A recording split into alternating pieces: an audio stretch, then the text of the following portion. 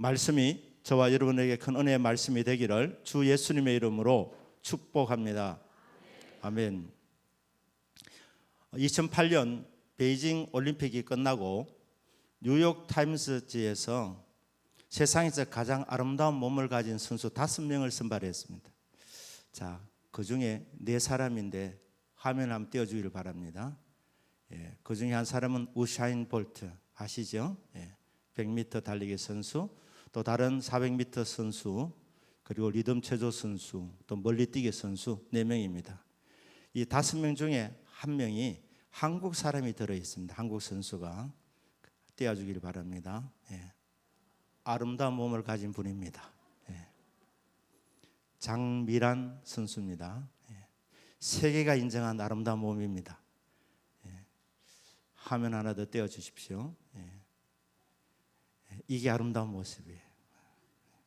금메달을 따기 위해서 지금까지 땀과 눈물을 흘리고 마지막 결전 순간에 있는 힘을 다해서 들어 올리는 모습을 보면서 사람들이 아름답다, 이렇게 아름답다, 아름다운 몸이다.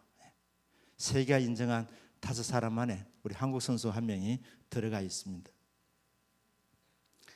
목표를 향해서, 하나님 주신 목표를 향해서 땀을 흘리며 성실하게 나아가는 사람은 아름다운 사람입니다.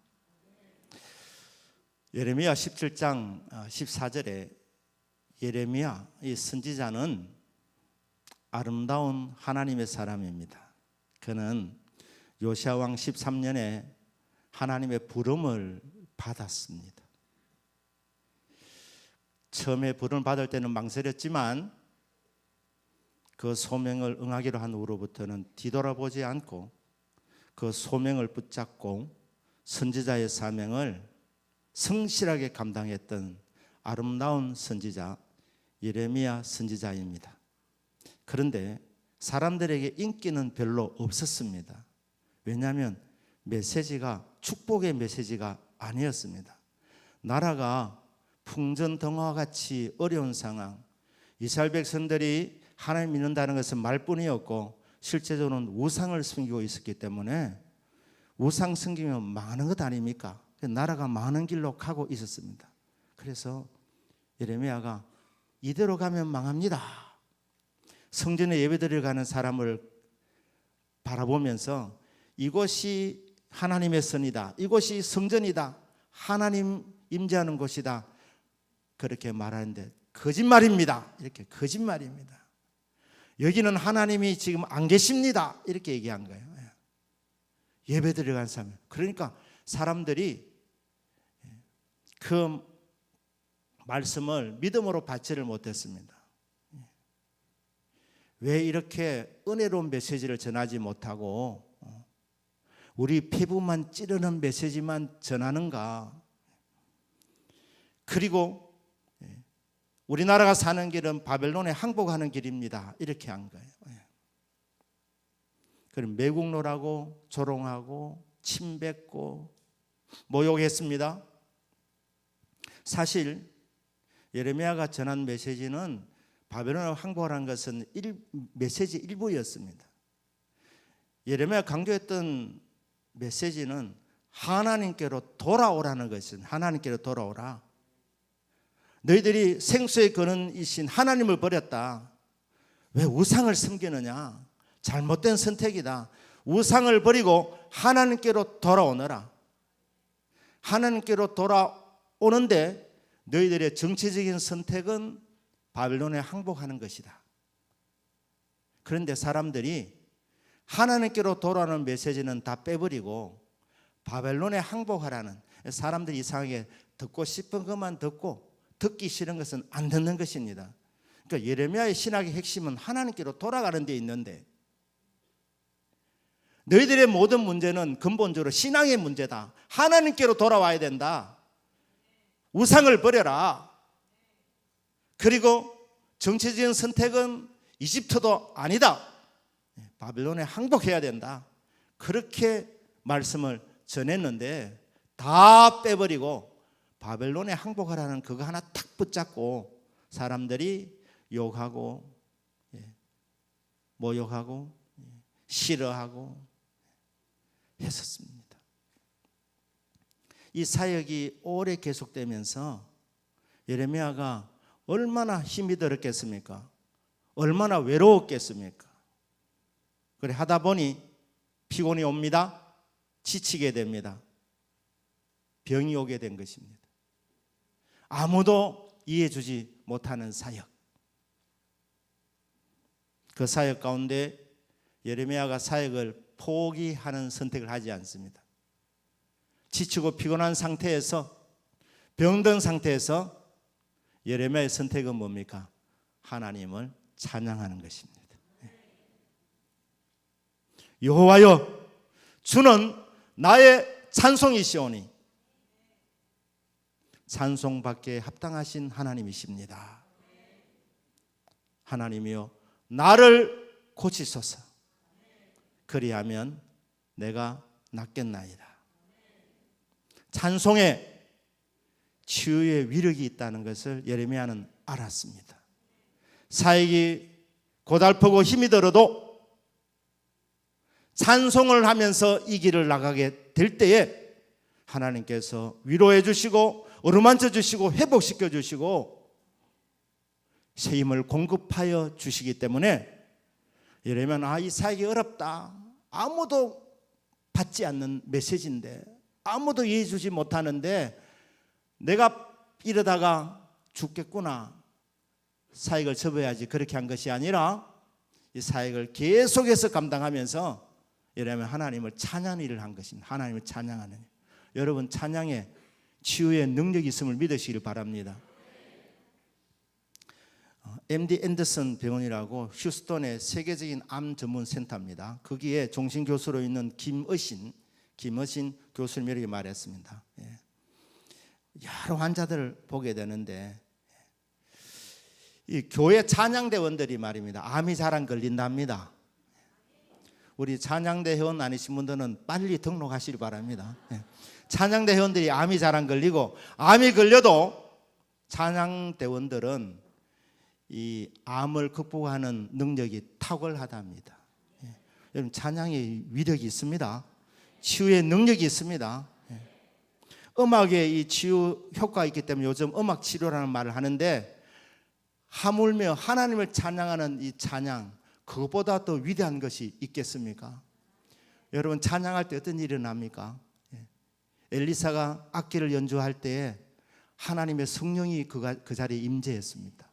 그러니까 여러분, 찬양할 때에 치유가 나타나고, 찬양할 때에 성령의 역사가 일어나게 되는 겁니다. 찬양할 때 천군 천사가 움직입니다. 다윗이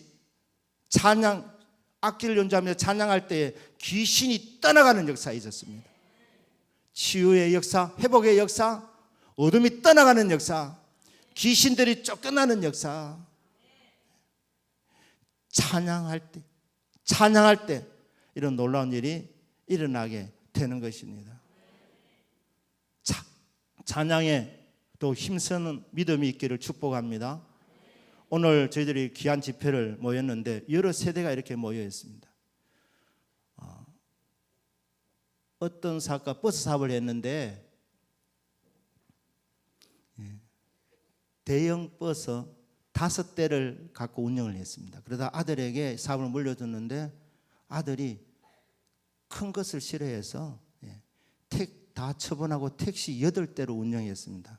이름하여 세대 차이라고 하는 거예요. 세대 차이. 자, 이런 세대 차이는 다 있습니다. 젊은 사람이 좋아하는 찬양이 있고 나이 드신 분들이 좋아하는 찬양이 있습니다. 근데 오늘 우리가 전 세대와 함께하는 찬양 아닙니까? 오늘 우리 찬양팀들이 여러 세대의 사람들이 모였기 때문에 고심하면서 곡을 선별한 줄로 믿습니다.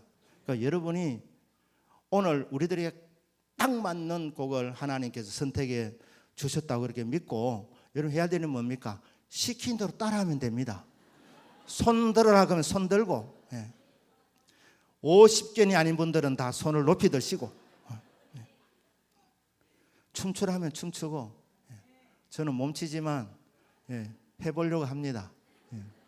손뼉 치라면 손뼉 치고 일어서라면 일어서고, 이 나이에 뭐 내가 그런 거 없습니다.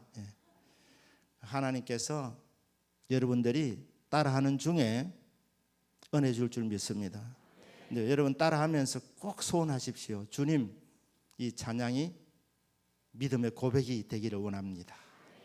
내 마음속에서 우러나오는 찬양이 되기를 원합니다. 그렇게 여러분들이 믿음의 고백이 될 때에 그때 하늘의 문이 열리는 줄 믿습니다. 그러니까 찬양할 때 어떤 일이 일어나느냐, 예레미야는 알았습니다.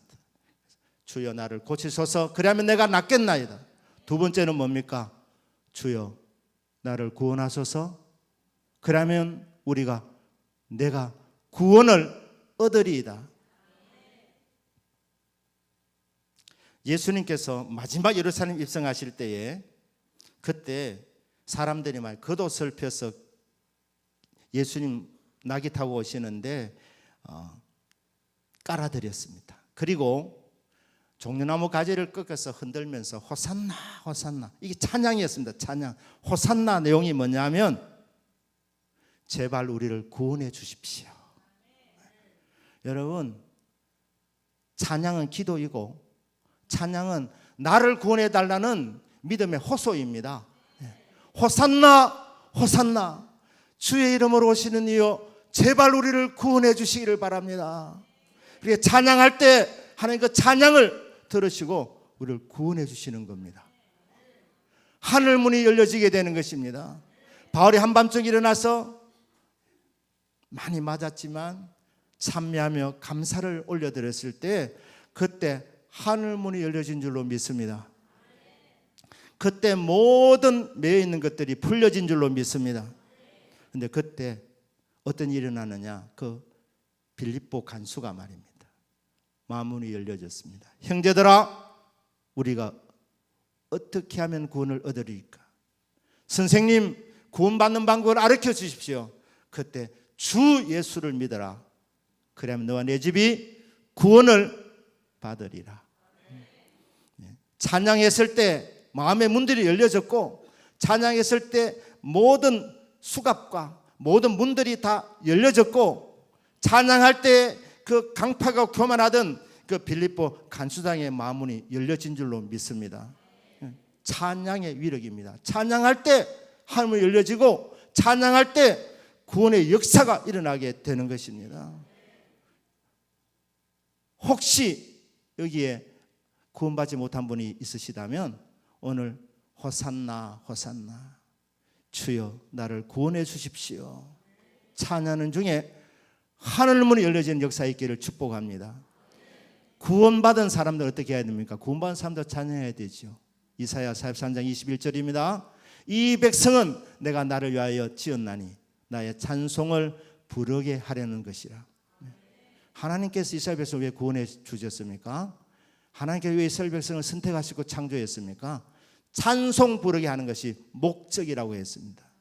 그러니 구원받지 못한 사람 구원해달라고 찬송을 부르는 것이고, 구원받은 사람은 구원해 주신 하나님을 감사해서 찬송을 부르게 될 때 구원받은 것이 실감되게 되는 겁니다. 구원을 느끼게 됩니다. 구원을 누리게 되는 것입니다. 오늘 우리 남은 시간도 믿음으로 찬양하는 가운데 치유의 역사 일어나기를 축복합니다.